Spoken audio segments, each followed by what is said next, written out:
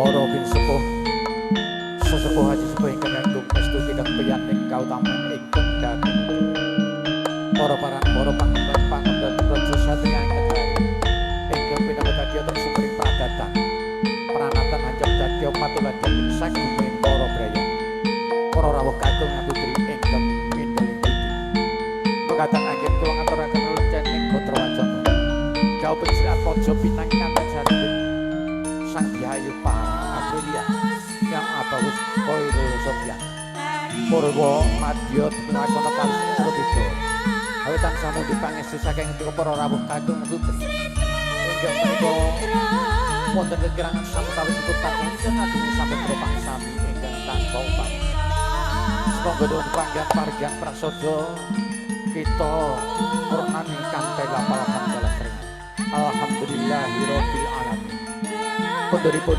nderekaken wilujeng kundur ngantos pun suwang-suwang ugi lulus Raharja Nistala saring sami kula ugi kula nderek tetunggon mantes sirat mojo pinanganten saring mugi pinesti dados jatukanipun pinesti dados judunipun kesangkut tansah nuwuhaken keluarga ingkang sakinah mawaddah warahmah menika kanthi berikut tansah ageng samudra pangsami ingkang kangge panut matur kula bila temu wadaya wassalamualaikum warahmatullahi wabarakatuh nuwun matur nuwun.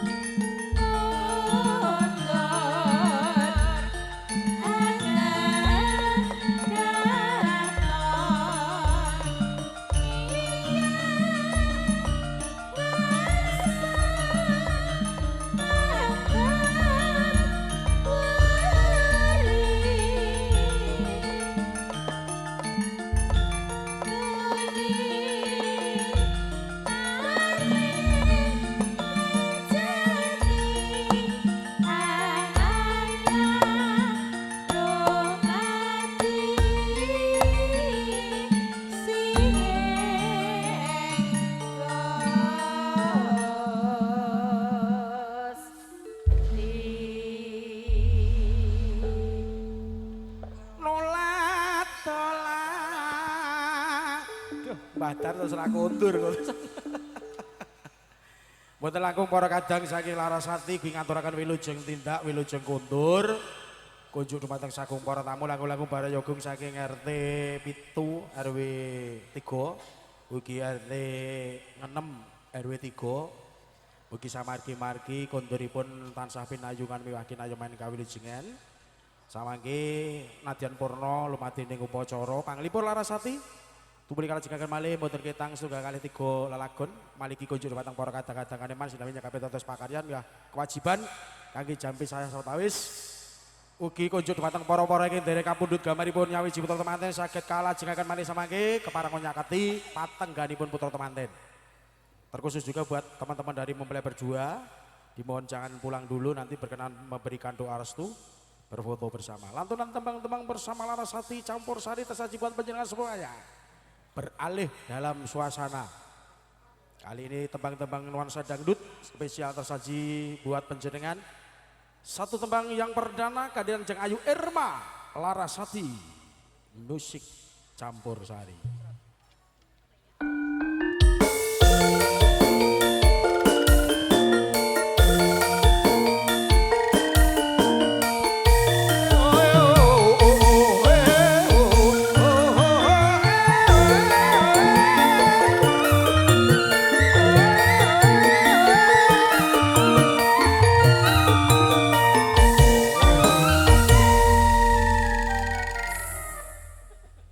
Ya, sudah ada request belum Mas? Belum ada, nanti juga tentunya Belum, ada toh? kocok-kocok sinoman saya nyanyi cepak lagu nih.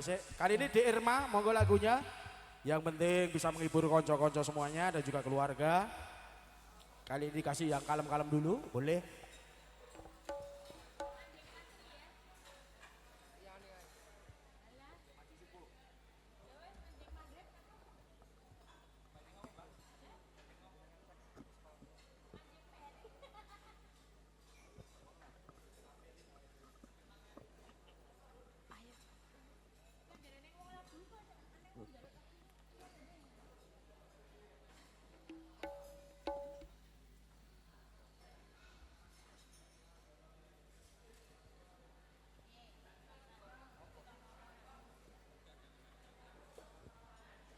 Nah, berhubung dereng enten pamundutan ini nyanyi karepe dhewe ya Mas?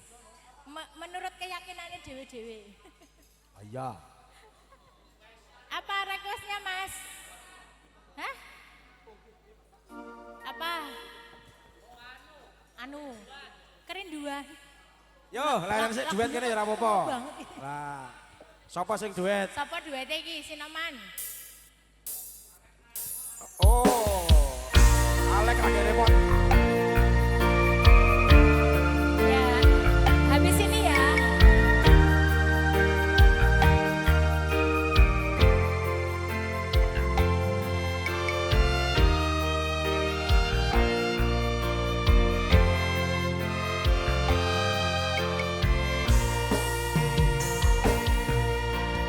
Wanodya ayu utama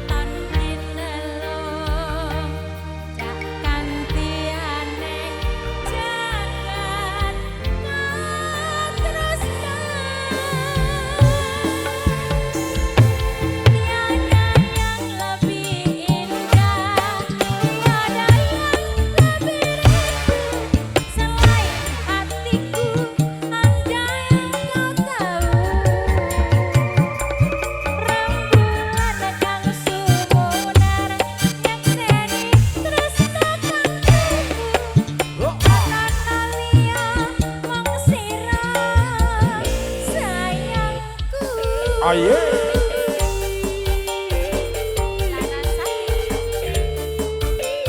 Sajose.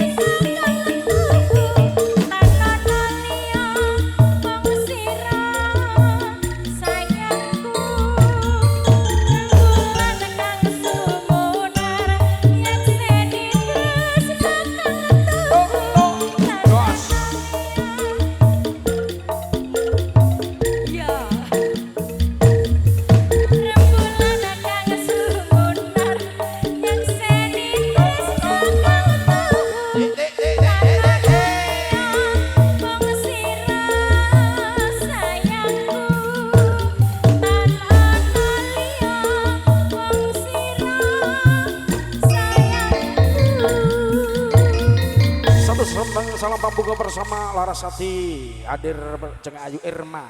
Request dari adik-adik cantik minta lagunya Cah Ayu nek iso ngaturno. Tul Juntul. Ayo sing ngesane iki lho, cewek ya ayu-ayu tenan. Yo ngatuk yo ditarino nek Cah Ayu ra iso diganti apa? Apa Cah Elek? Saya tidak bisa. Sing nyanyi ora pati. Mari penyanyi sama Nek Ayu. Oh, penyanyi tua. Iya, terima kasih. Lagumu sederhana, lagu dari hatinya, Aye. terkenal di mana-mana. Aye. Yo. Oh, Dek Juntul. Tua, Oke. lagumu sederhana, mutunya pun tak ada. Dan anehnya, hei, banyak penggemarnya. Hey. Siapa itu? Hey. Ku tak tahu. Hey. Siapa itu? Hey. Ku tak tahu. Hey. Siapa itu? Ku tak tahu. Siapa itu? Ku tak tahu. Iya, terima kasih karena aku emang penyanyi tua. Tapi tetap penggemarnya banyak sekali. Ada yang muda juga. Iya. Cah Ayu lungi iso apa lagu liyane kuwi. Iya, nanti Oh, ya. yes. Oke. Top. Oke. Ini mau duet sama Dek Bontot. Oke, Minta mic-nya Pak D. Pak D. Mbah. Oke, nyatat. Segoro madu aja. Oh ya, Cah Ayu diganti Segara Madu. Iya. Bontot sikile kemeng dari asam urat. Lah aku iki lho Dek bocah kok melu-melu wong tuwa, enek asam urat. Oh, bareng. Jojo malah gejala kok. Oh maju tot. Aja botot wis ning mburi ora apa-apa.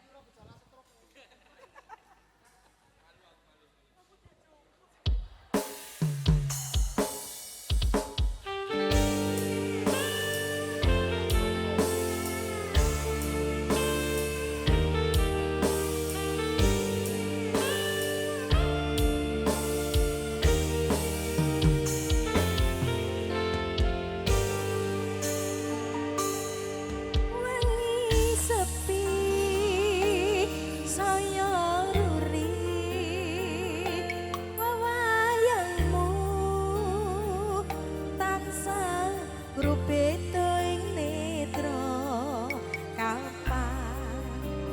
ungkapanku marang sliramu pengen nyawang soryane esemu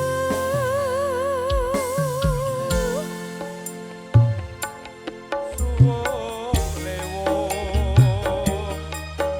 anak piko yen to panggih ing sarita ing sadalu panas bulan kulit netra milih rambuyung tresnamu luwih ngati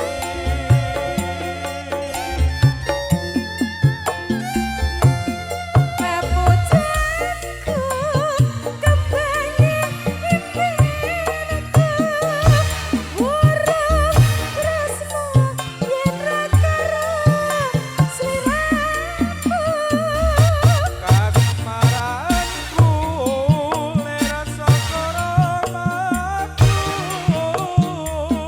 nora kalis memanise kalbuku sayatine rasa tresno muga sliramu tak citra kanyuyan kasmaran segara madu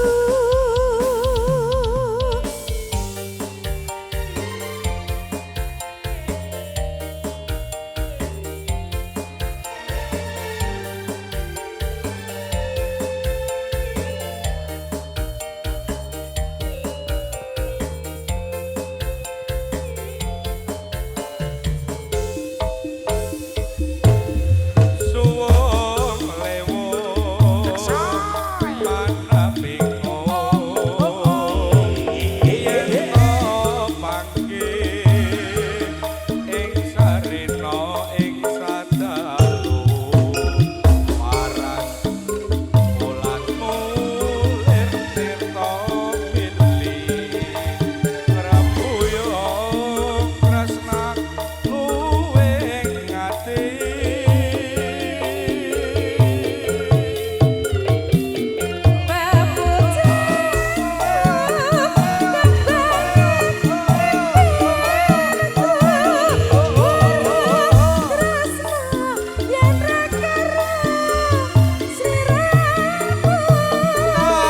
asmaranku lerasa koromaku nora kalis memanise kalbuku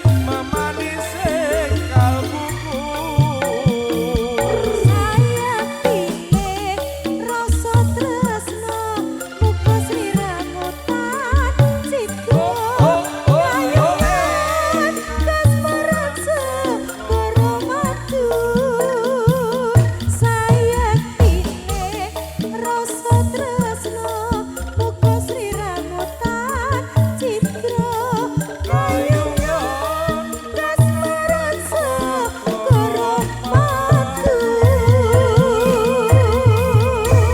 Segoro Madu masih spesial buat konco-konco semuanya dan juga hadirin yang masih berkenan setia bergabung bersama Larasati tentunya. Baik, langsung belum ada permohonan dari konco-konco. Untuk itu kita hadirkan dulu artisnya dari Larasati, tiba gilirannya pada Jeng Ayu Lida. Ayo Li.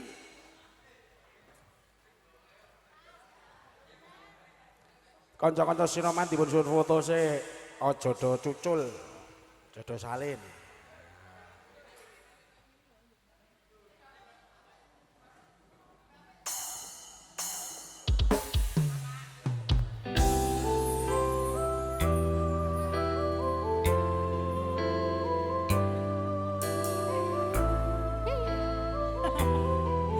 aku rasa bening kok kayak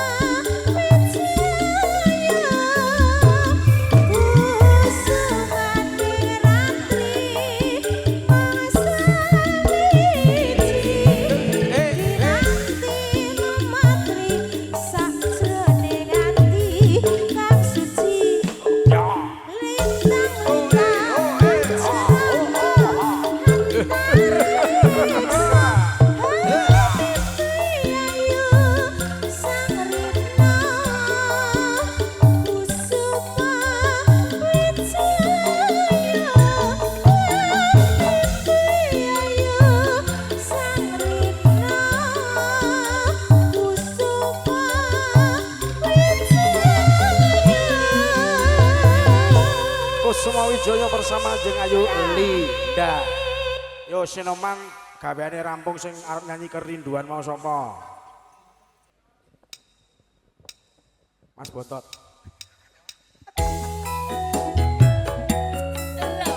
Jaya Endo.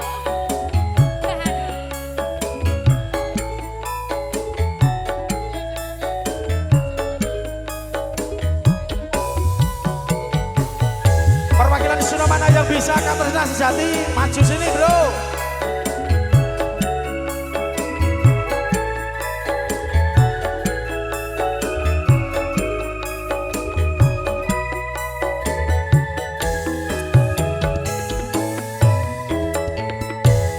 Janji tresno disekseni lintang-lintang ing tengahing wengi ati kang nandang asmara Gusti kula paringa usada.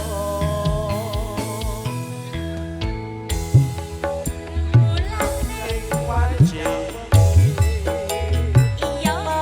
Nambahi kekasih ati iki perujan nanti ngerti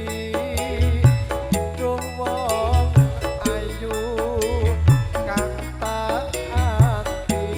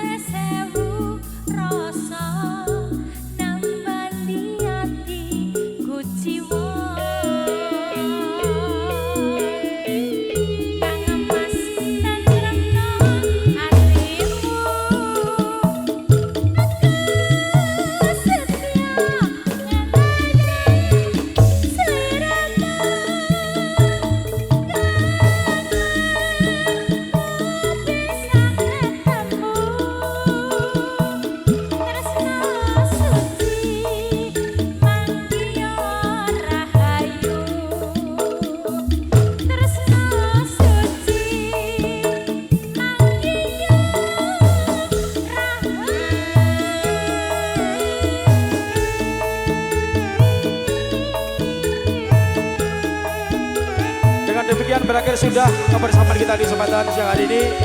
Tentunya banyak kesalahan dan kekurangan kami sudah dari Larasati dalam menjalankan suguhan hiburan. Kami mohon maaf yang sebesar-besarnya. Kita bisa suara lagi di lain waktu dan kesempatan. Salam dari Larasati. Assalamualaikum warahmatullahi wabarakatuh.